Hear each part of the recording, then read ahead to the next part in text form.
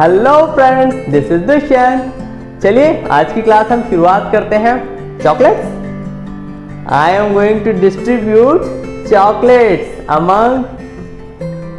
Amongst you. Confusion है। I will go across along this road. यहां भी confusion है कि अलॉन्ग का यूज करूं कि अक्रॉस का यूज करूं। This beautiful girl is standing beside me, besides me। ऐसे कंफ्यूजन क्या आपको भी होते हैं कि प्रीपोजिशन वर्ड्स का यूज हम किस प्रकार से करें? तो चलिए आज हम ऐसे कुछ प्रीपोजिशन वर्ड्स देखते हैं जिसमें बहुत कंफ्यूजन होता है। अंत तक बने रहिए, सारे कंफ्यूजन दूर हो जाने वाले हैं।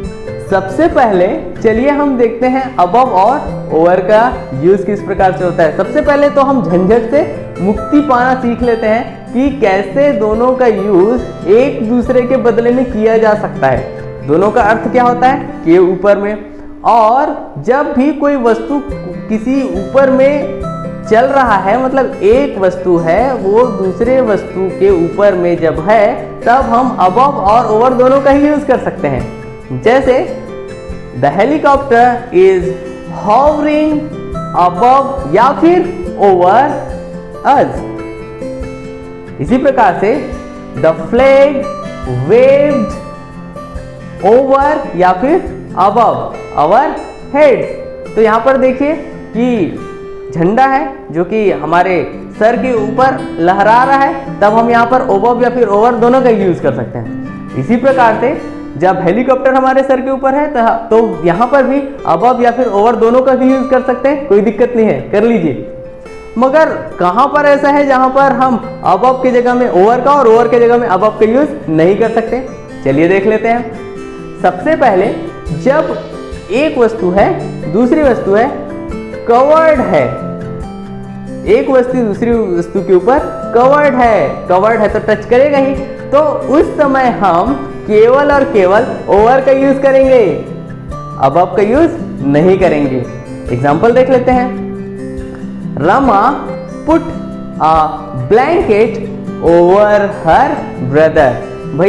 भाई सोया हुआ है, ठंड से सिकुड़ रहा है, रमा ने डाल दिया ब्लैंकेट, तो वहां पर ब्लैंकेट है, कवर किया हुआ है, तो टच तो करेगा ही। तो क्या यूज करेंगे आप ही बताइए? जी हाँ, ओवर का ही यूज करेंगे। I can see the grass over the playground. पूरा प्लेग्राउंड है, उसके ऊपर आप देख सकते हैं कि घास किस प्रकार है। तो यहाँ पर आपने देखा कि किस प्रकार से हमने ओवर का यूज किया। यहाँ पर आप अबव का यूज नहीं कर सकते। जब कभी भी हमको ये बताना हो कि इतनी संख्या से ज्यादा, मतलब नंबर से पहले जब यूज करना हो, तब हमेशा हम ओवर का ही यूज करेंगे, अबव का यूज नहीं कर सकते। जैसे हर वेट इज ओवर 100, यहां पर हमने अबव का यूज नहीं किया, उसका जो वेट है वो 100 से भी ज्यादा है। He gets over 1000 messages daily. अब एक दिन में भैया मिलते हैं उसको 1000 से ज्यादा मैसेजेस। अब वो समस्या है, हमको क्या करना है? हम तो सीख गए कि यहाँ पर हमको ओवर का यूज करना है। इसी प्रकार से देखते हैं अब अबव का यूज कहाँ करना है। जब यहाँ पर एक लेवल की बात की जाए, और लेवल भी कैसा हो? हॉरिजॉन्टल हो।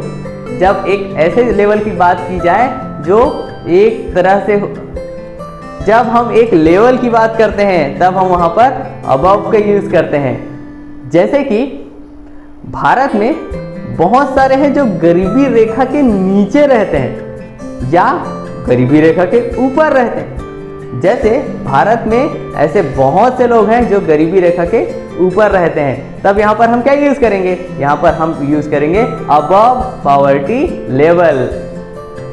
दूसरा एग्जांपल ले लेते हैं। सी अर्थात समुद्र का एक लेवल रहता है, क्या यूज करेंगे वहां पर? यहाँ जी हाँ, अबव सी लेवल। यहाँ पर हम यूज नहीं करने वाले ओवर का। इसी प्रकार से जब कभी भी टेम्परेचर की बात की जाए, तब हम क्या यूज करेंगे? जी हाँ, अबव का यूज करेंगे, ओवर का नहीं। Temperature of Delhi is above 40 degree. तो यहां पर आपने देख लिया कि किस प्रकार से हमने अबव और ओवर का यूज किया है। तो आप गलती मत कीजिएगा और ये बातें ध्यान रखिएगा। इसी तरह से हम यूज करते हैं बिलो और अंडर का। बहुत आसान है, फ्री में। जी हाँ, फ्री में, आपको कुछ करने की जरूरत नहीं है। बस अगर आप अबव और ओवर को समझ गए तो फिर बिलो और अंडर को भी समझ गए। आप ये समझ सकते हैं कि अबव का अपोजिट बिलो और ओवर का अपोजिट अंडर। जैसे कि कोई वस्तु है तो ये ओवर हुआ तो ये अंडर हुआ। उसी प्रकार से जब कोई लेवल ऊपर में है तब फिर हमने यूज किया अबव, और कोई लेवल नीचे में है तब हमने यूज किया बिलो। बहुत ही आसान है। जैसे कि हम एग्जांपल ले लेते हैं बिलो पॉवर्टी लेवल। जैसे कि हमने अबव पॉवर्टी लेवल लिया था, वैसे ही बिलो पॉवर्टी लेवल एक लेवल है। अबव सी लेवल, जस्ट उल्टा आप कर लीजिए, बिलो सी लेवल। तो आप देख रहे हैं कि जस्ट अपोजिट इसका यूज हो रहा है। इसी प्रकार से over weighted, under weighted. The blanket is under the blanket is over the girl. इसी तरह से the girl is under the blanket. I wear sweater under my shirt. अब यहां पर आप देख सकते हैं पूरी तरह से कवर किया हुआ है और टच भी कर रहा है तब, मगर वो नीचे के भाव में है। इस तरह से हमने यहाँ पर अंडर का यूज किया। तो आप फ्री में तो समझ ही गए। बधाई हो आपको कि आपने अंडर और बिलो का अर्थ भी समझ ही लिया और कैसे यूज कर सकते हैं। मेरे ख्याल से अब कंफ्यूजन नहीं होगा। चलिए अब हम बिसाइड और बिसाइड्स का यूज भी समझ ही लेते हैं। जैसे कि आपको एक एग्जांपल दिया गया था, लड़की मेरे बाजू में खड़ी थी, तो फिर मैंने क्या कहा, the girl is beside me, मतलब के बाजू में। मगर बिसाइड्स का मतलब होता है के अतिरिक्त। मतलब यदि मेरे पास एक कार है साइकिल के अतिरिक्त तो मैं कहूँगा I have a car besides a cycle. मैं भाई जानता हूँ अंग्रेजी हिंदी के अलावा, तो फिर मैं बोलूँगा I know English besides Hindi. तो आपने देख लिया के अलावा, के अतिरिक्त, के अर्थ में हम कैसे बिसाइड्स का यूज कर रहे हैं। बिसाइड का use, the table is beside the chair. अब यहाँ पर आप देख सकते हैं कि टेबल और चेयर एक दूसरे के आजू बाजू में है, तो हमने क्या यूज किया, बिसाइड का यूज किया। बहुत ही आसान है, समझ गए होंगे। चलिए मेरे दोस्तों, अब हम अलोंग और अक्रॉस के डिफरेंस पर चर्चा कर लेते हैं। अलोंग का यूज एक ही दिशा में मूवमेंट को दिखाता है, एक ही दिशा में मूवमेंट, और अक्रॉस का यूज एक साइड से दूसरे साइड अर्थात एक छोर से दूसरे छोर के मूवमेंट को दिखाता है। बहुत ही आसान है। जब हम एक ही दिशा की बात करें तब अलोंग का यूज करेंगे, साथ साथ एक ही दिशा की बात करें तो अलोंग का यूज करेंगे, और एक छोर से दूसरे छोर की बात अगर हम करें तब फिर हम वहां पर अक्रॉस का यूज करेंगे। जैसे कुछ एग्जांपल्स देख लेते हैं। My friend leaves across the river, river के दूसरे छोर में। The bridge is situated across the road, एक छोर से दूसरे छोर में है।